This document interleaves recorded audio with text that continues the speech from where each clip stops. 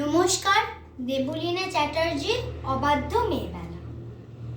মেয়েদের অত জেদ ভালো নয়, কিসের দে মাগত।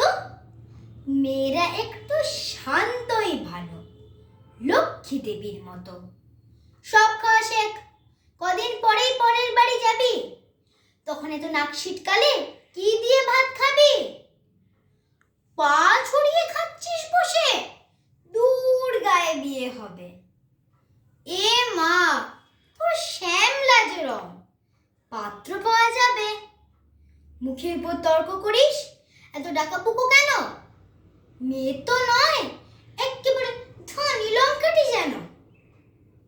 এসব কথা আমরা মেয়েরা প্রায় সকলেই থাকি শুনে।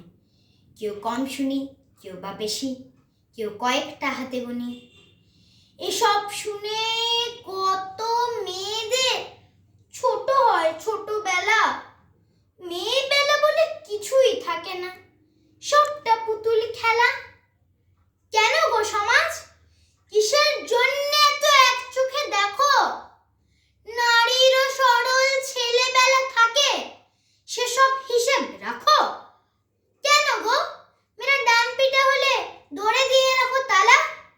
তোমরা জানো না দেবী নারায়ণী লক্ষ্মীও চঞ্চলা?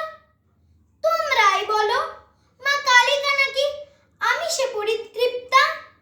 আমি কেন তবে সব খাওয়া শিখি, ডাল ভাত থেকে শুক্তা? কেন পারবো না, কেন পারবো না তর্ক করতে? যদি সত্যি সঠিক জানি, তর্কশাস্ত্রে সরস্বতী স্বয়ং বিজয়িনী। ডাকাবুকু যদি না হতো দুর্গা, অসুর নিধন হতো। সাধারণ মেয়ে সাহসী হলেই ধানী লঙ্কার মতো। অনেক হয়েছে, ছাড়ো হে সমাজ, এক চোখা মিটে ছাড়ো। শিশুদের মাঝে লিঙ্গ না বেছে ওদের শিশুই বিচার করো। সময় এসেছে, সময় এসেছে, মেয়েদের পায়ের বেড়ি করে দাও খোলা। এরপর থেকে নারীদেরও থাক অবাধ্য মেয়েবেলা। এরপর থেকে আমাদেরও থাক অবাধ্য মেয়েবেলা। নমস্কার।